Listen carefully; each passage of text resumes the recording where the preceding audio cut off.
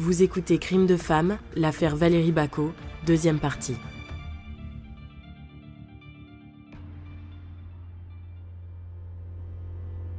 Comble de l'horreur, Valérie Bacot devient l'esclave sexuelle de son mari. Juste après la naissance de leur dernier enfant, il la prostitue sur cette aire d'autoroute dès que l'envie lui prend. Il a spécialement aménagé l'arrière de la voiture familiale. Il recrute des clients sur Internet. Et pour se protéger, il a toujours une arme cachée entre les sièges du véhicule. Ça a commencé par un coup de temps en temps. Après, c'était tout le temps. Élément ultime, extrêmement perturbant. Nathalie Tomassini, avocate de Valérie Bacot. Il va la pareiller d'oreillette. Il va lui dicter les mots et les positions qu'elle devra prendre. Il regarde, il écoute. C'était pas pour l'argent parce que j'ai vu qu'il décidait du prix ou de quelques pièces comme ça. C'était regarder et écouter. Et Valérie, de plus en plus, prendra conscience qu'elle n'est rien. Janine Bonadjunta, avocate de Valérie Bacot. Qu'elle est finalement à la merci de cet homme, mais qu'elle n'a pas le choix que d'être à sa merci. Il menaçait de tuer mes enfants.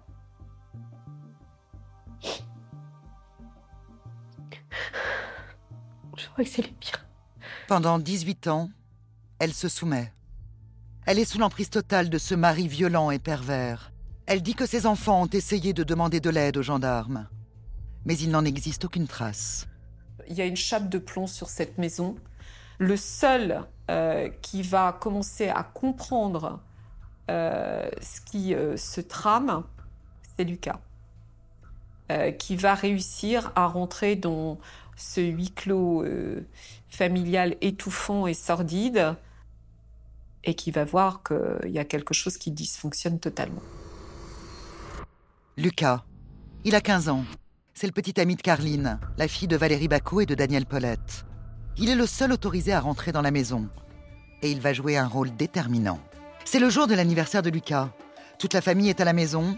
Carline demande une faveur à son père. Elle est montée lui poser la question un samedi soir, savoir si elle pouvait dormir avec moi. Il lui a dit oui, mais il lui a demandé comment elle était sexuellement, ses mensurations et ce qu'elle savait faire sexuellement. Lucas Granet, ex-petit ami de Karine Paulette. Et donc, moi, ça m'a fait vriller. Et elle a réussi à me calmer un petit peu. Je savais que s'il disait ça, c'était pas par hasard. Et qu'il allait faire des choses à ma fille.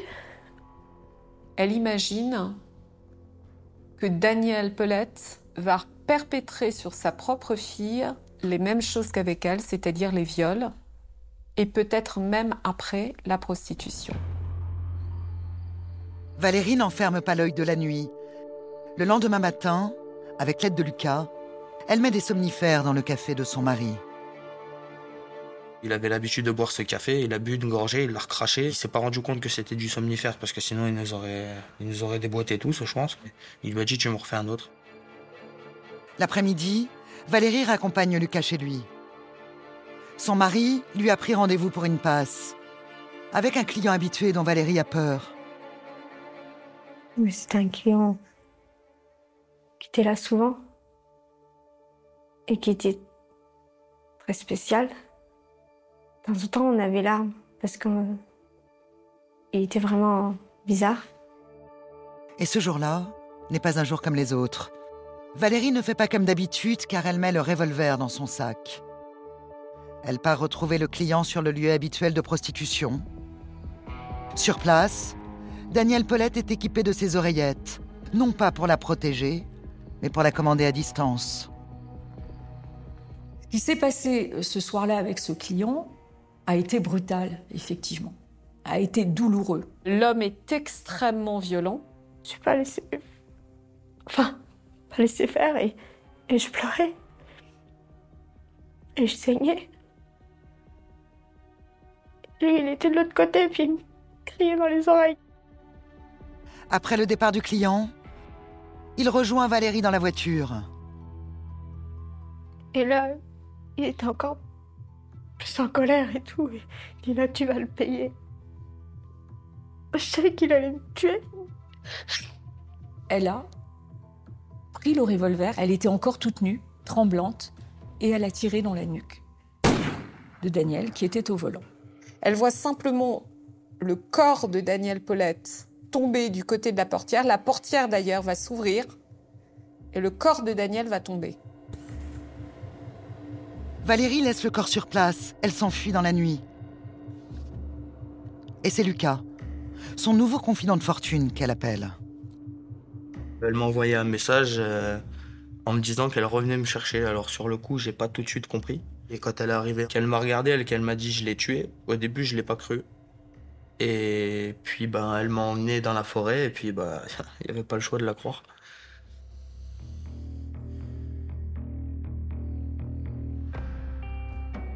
Le corps sans vie de Daniel Paulette est étendu sur le sol, face contre terre. Il a suffi d'une balle pour le tuer. On a pris une couette, on l'a mis dessus, on l'a levé à deux, on l'a mis dans le coffre. On est parti à la maison sans savoir ce qu'on allait encore faire. On rentre et je dis aux enfants ce que j'ai fait. Et ils m'ont pris dans leurs bras, ils m'ont dit « T'inquiète pas, on est là, on va t'aider. » Et puis ils vont décider ensemble, avec l'aide de 2 des enfants de Valérie, de faire disparaître le corps. Jim Gassman, journaliste. Ils vont se rendre ensemble en voiture dans une forêt privée près du château de la Clette. Et là, avec quelques outils, ils vont creuser un trou. La scène est surréaliste. Il est 2h du matin. 2 adolescents, aidés par leur ami, enterrent leur père, tués par leur mère. On s'est mis à creuser à 3. On avait 2 pelles. Il y en a un qui se reposait, qui regardait les alentours. Valérie, elle nous éclairait avec son téléphone en même temps. Et elle nous tenait des sacs parce que on a vomi. Parce que, voilà. On savait qu'on était en train de faire une connerie. Dylan et sa mère pleuraient. Moi et Kevin, on était inexpressifs. On est là, mais sans y être. On n'a jamais arrêté de creuser pendant 1 heure, 1 heure et demie. On a mis le cadavre dedans et... Ils vont cacher le corps de Daniel. Pas très profondément, il est caché assez sommairement. Voilà, ils rentrent chez eux ensuite et ils décident de garder le silence et le secret sur ce qui vient de se passer cette nuit-là. Dès le lendemain matin, Valérie Bacot et ses enfants quittent la maison. Sûrement trop de mauvais souvenirs. Mais elle ne dira jamais pourquoi elle a choisi de déménager cette nuit-là et de s'installer chez la mère de Lucas. Tous sont désormais liés par le terrible secret de la nuit. On n'a jamais reparlé ensemble, ou alors très peu. Quand on évoquait le sujet, on disait pas Daniel, ou on disait pas ton père, on disait l'autre. On a essayé d'en parler le moins possible pour éviter d'y penser au maximum. Toute cette tribu vit désormais au domicile de la mère de Lucas. Ils lui disent le crime qu'ils viennent de commettre. Étonnamment, elle ne dit rien à la police. Mais dans la bande, il y a une bombe à retardement. C'est Lucas. Il a 16 ans, il est fragile. Et ses relations avec sa mère sont houleuses.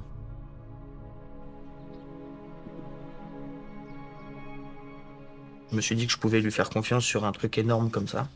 Jusqu'à un jour où on se prend la tête, encore une fois, très violemment.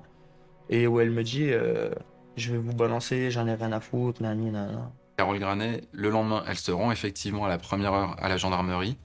Et là, elle explique aux gendarmes qu'elle a en face d'elle qu'elle est au courant d'un crime, en fait. Que Daniel Paulette, il n'a pas disparu, il a été tué. Et que c'est son épouse la coupable. Comment avez-vous été amené à savoir cela ? J'ai su cela par mon fils Lucas. Je lui ai dit « Mais vous êtes complètement fou. Pourquoi avoir agi comme cela ? Il fallait aller voir les gendarmes ou alerter les services sociaux, mais pas le tuer. » Suite à ces révélations, une enquête est ouverte pour disparition inquiétante. Les premières investigations permettent de confirmer que Daniel Paulette n'a plus donné signe de vie depuis le 13 mars 2016. La dernière personne à l'avoir vu vivant, c'est son épouse. Valérie Bacot et les enfants deviennent les principaux suspects des gendarmes. Donc à ce moment-là, ils vont mettre en place un certain nombre de moyens, des écoutes téléphoniques notamment, entre Valérie et son entourage, ses enfants, le fils de Carole Granet. Ils se sont mis à des endroits pour planquer devant la maison. On allait en course, on voyait des voitures s'arrêter derrière nous, se garer, plein de conneries comme ça. 4 mois plus tard, les gendarmes en sont convaincus. Daniel Paulette est mort. Et ils ont la conviction que Valérie l'a tué. Tous les matins, quand je me réveillais, que je voyais les autres partir, je me disais peut-être que ce soir, je les revois pas. Ils nous ont interpellés et je savais que ça allait arriver un jour ou l'autre. Finalement, au bout de 4 mois d'enquête, Valérie Bacot et ses 3 enfants aînés, ainsi que Lucas Granet, sont interpellés et placés en garde à vue. Valérie est auditionnée la première. Devant les enquêteurs, elle persiste dans sa version. Voici ce qu'elle déclare. Je ne comprends pas pourquoi je suis là. On m'accuse d'avoir tué mon mari. Maître Mani, avocat de Valérie Bacot pendant sa garde à vue. Mais moi, mon mari, il est parti sur la route, on s'est disputé, et je ne l'ai pas revu depuis 1 an. Et puis les enquêteurs commencent à lui demander comment se passe la vie avec Daniel Paulette. Daniel buvait le soir dès qu'il rentrait à la maison. Il m'a déjà frappé avec une pelle et une balayette, avec ses poings, avec un marteau. Et plus elle se livre, plus elle se donne un mobile de tuer Daniel Paulette. Les enfants sont tous séparés et interrogés de façon distincte.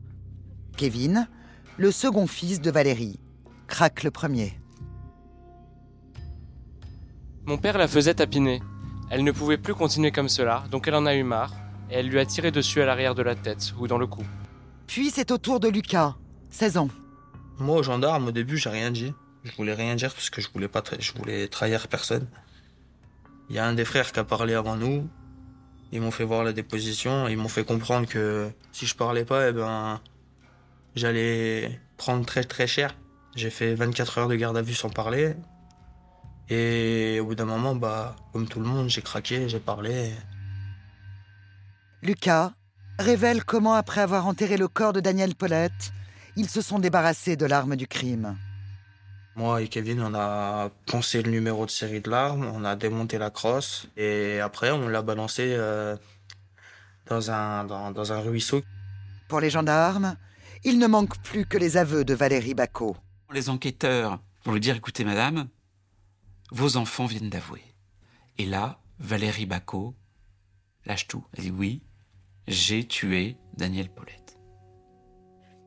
Un soulagement de tout dire. Valérie Bacot. Une fois qu'elle a avoué, elle désigne où est le corps. Les gendarmes, avec des moyens techniques importants, se rendent sur place. Les indications de Valérie, elles sont assez imprécises, donc ils vont passer des heures à chercher le corps, ils vont le retrouver. Et là, ce qu'ils découvrent, c'est un cadavre en état de momification avancée. Valérie est bouleversée, elle vient d'avouer, on vient découvrir le corps, elle sait que la prochaine étape, c'est sa mise en examen.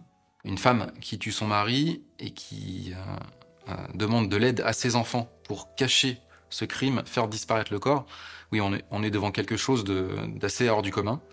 Et donc tout de suite, il y a un emballement quand même dans la région autour de cette histoire. Il a fallu qu'elle souffre beaucoup pour en arriver là. Je peux rien. Quand je pensais que personne n'a rien pu faire. Dès le lendemain de la découverte du corps, Valérie Bacot est placée en détention provisoire à la maison d'arrêt de Dijon. Elle est mise en examen pour assassinat. Lucas Granet et les 2 fils aînés de Valérie sont également mis en examen pour avoir enterré le corps de Daniel Paulette. Je m'en voudrais toujours parce que pour moi, ce sera à cause de moi que j'aurais bousillé leur vie. Ce sera à cause de moi. Et ça, c'est un poids mais énorme.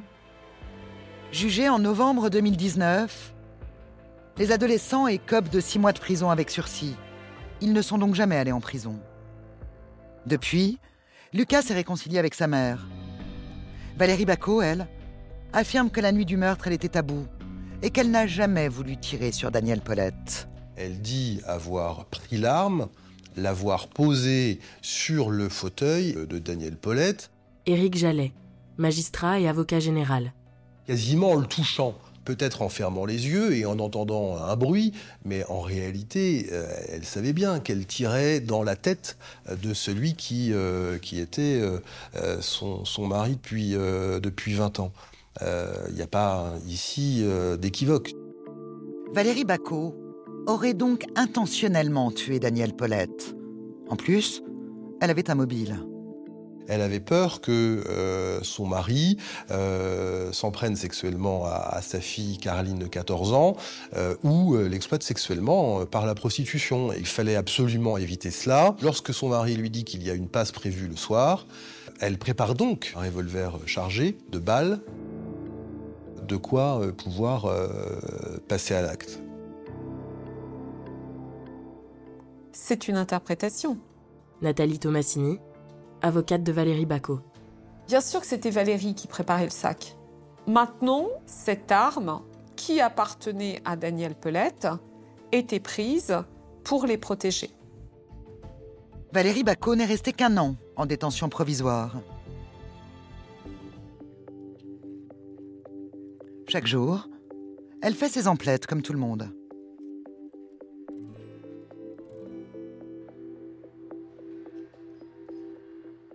Pour moi, d'aller chercher le pain tous les matins, c'est des petits quotidiens qui font que je peux le faire encore et ça fait plaisir.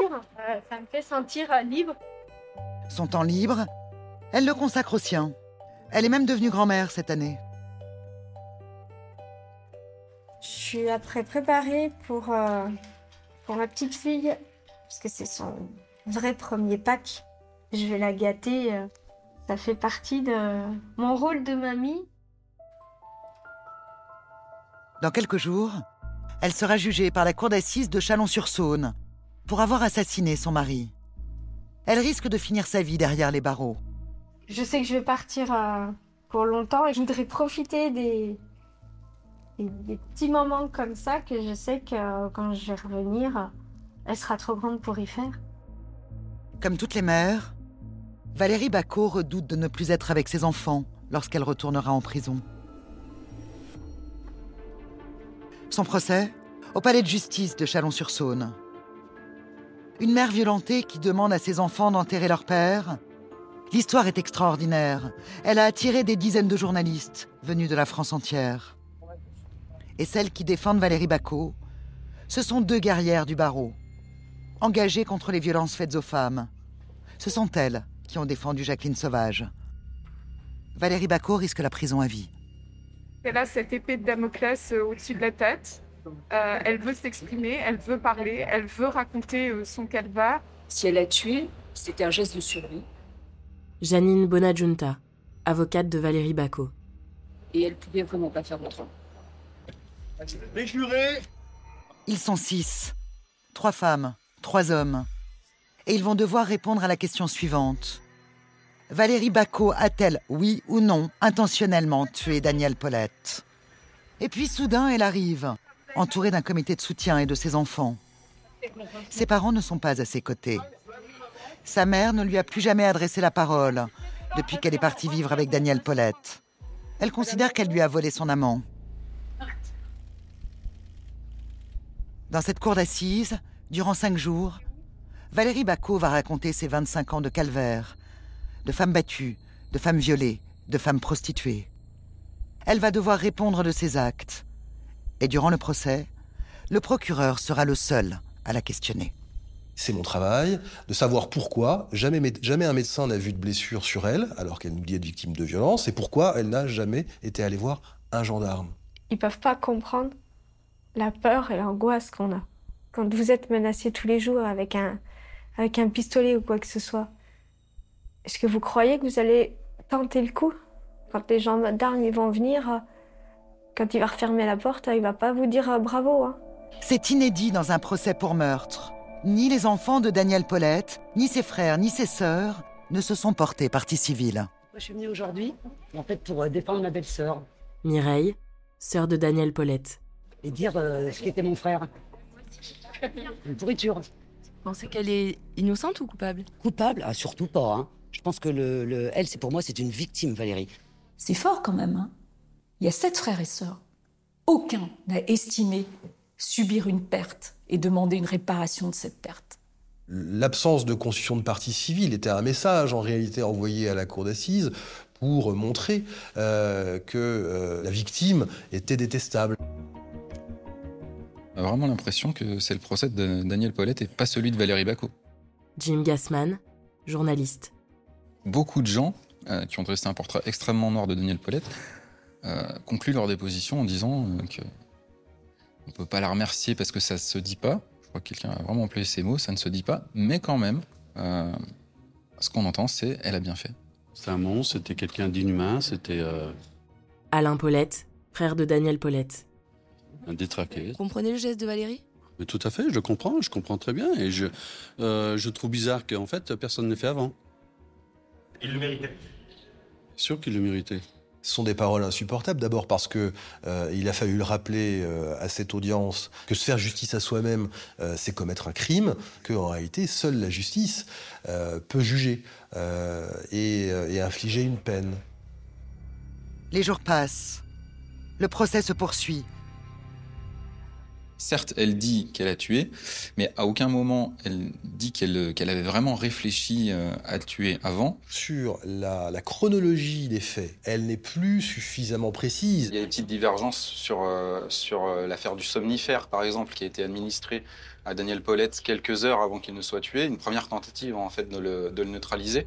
Dans un premier temps, devant les gendarmes, Valérie Bacot a reconnu avoir tenté d'empoisonner son mari avec la complicité de Lucas, le petit ami de sa fille. Devant la cour, elle change de version. Elle revient justement sur ses auditions et va, on va dire, rejeter un petit peu sur Lucas Granet la paternité de la volonté de mettre le Stilnox. Et ensuite, finalement, rendre un peu flou sa propre volonté homicide. C'est bien Lucas Granet qui a eu l'idée, qui a écrasé les cachets de Stilnox et qui les a mis dans la tasse de café de Daniel Paulette. Lucas Granet vient d'être entendu. Il n'en revient pas d'endosser cette responsabilité. Il avait 16 ans au moment des faits. Depuis leur arrestation, il n'a plus de contact ni avec Valérie, ni avec ses enfants. C'est désormais sa parole contre celle de Valérie. Il est choqué. Il se sent trahi. Et il a le sentiment de ne pas avoir réussi à s'exprimer devant la cour.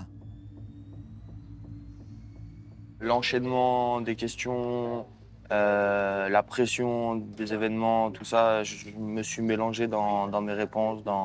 Lucas Granet, ex-petit ami de Karine Paulette. Et puis ça a donné toutes ces incohérences. Qui dit la vérité dans cette histoire? Pour moi, c'est moi. Moi, j'ai écrasé et Valérie les a mis dedans.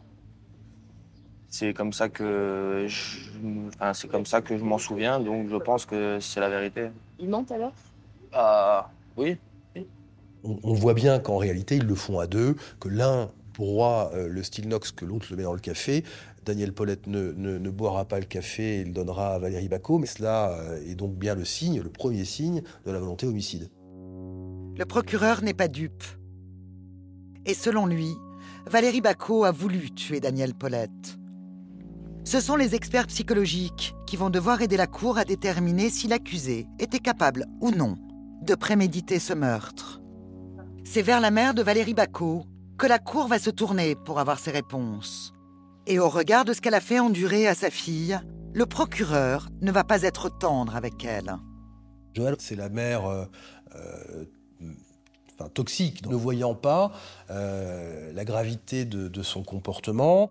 Éric Jallet, magistrat et avocat général. Et puis son incapacité, en fait, à protéger sa fille. A-t-elle conscience de sa responsabilité, finalement, dans l'acte que Valérie a commis? Pour être reconnue coupable de l'assassinat de Daniel Paulette, Valérie doit avoir prémédité son geste. La préméditation, elle n'est pas compatible avec l'état de traumatisme de Valérie. L'expert psychiatre notamment évoque ce qu'on appelle une altération du discernement.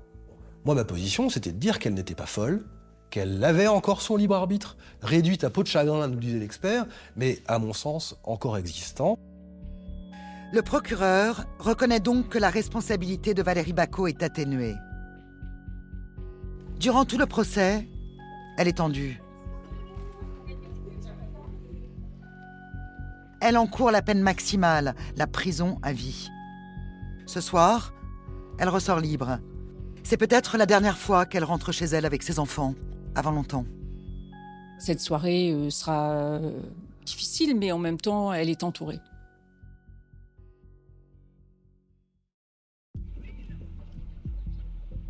Le dernier jour du procès et le verdict, c'est aujourd'hui.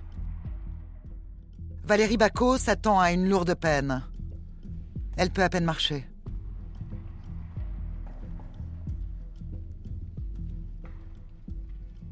Mais à la surprise générale, le procureur, pourtant si sévère durant le procès, demande une peine de 5 ans de prison, dont 4 avec sursis. Il y avait un assassinat, mais il y avait des éléments à prendre en compte qui pouvaient justifier donc une peine réduite. Cette clémence du procureur est une émotion trop forte pour Valérie Bacot. Valérie Bacot vient de faire un malaise, puisqu'on lui a expliqué ce qu'avait donc requis monsieur l'avocat général. C'est-à-dire ? Comme elle a déjà fait un an, ça veut dire que si les jurés, si la cour suivent les réquisitions de monsieur l'avocat général, il n'y aura pas de retour en prison. Valérie doit tenir bon pour le verdict. Et après 4 heures de délibération des jurés, Valérie Bacot ressort, libre.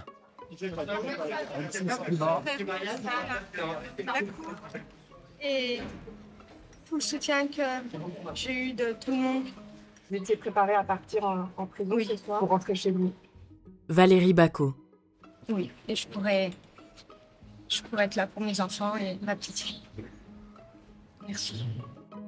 Demain, Valérie Bacot pourra reprendre une vie normale.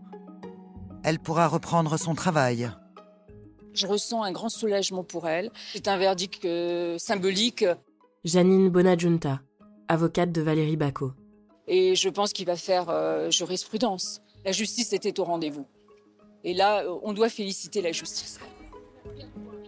Les 4 enfants de Valérie sont restés soudés autour de leur mère. Maintenant, continuer à être soudés et puis continuer à vivre. Fils de Valérie Bacot. Voir ma petite fille grandir et c'est ce qui compte. Elle va être heureuse. Depuis la fin du procès, Valérie Bacot n'a pas revu sa mère.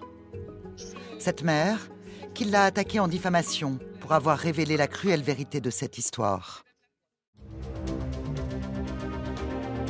Vous venez d'écouter Crime de femme. Si vous avez aimé ce podcast, vous pouvez vous abonner sur votre plateforme de podcast préférée et suivre Initial Studio sur les réseaux sociaux. Crime de femme est un podcast coproduit par Initial Studio et Girafe Prod, adapté de la série documentaire audiovisuelle éponyme, produite par Girafe Prod. Cet épisode a été réalisé par Maude Mallet et Nathalie Mazier. Production exécutive du podcast, Initial Studio. Production éditoriale, Sarah Koskiewicz et Mandy Lebourg, assistée de Marie Agasson. Montage, Victor Benamou, avec la voix d'Alix Martineau.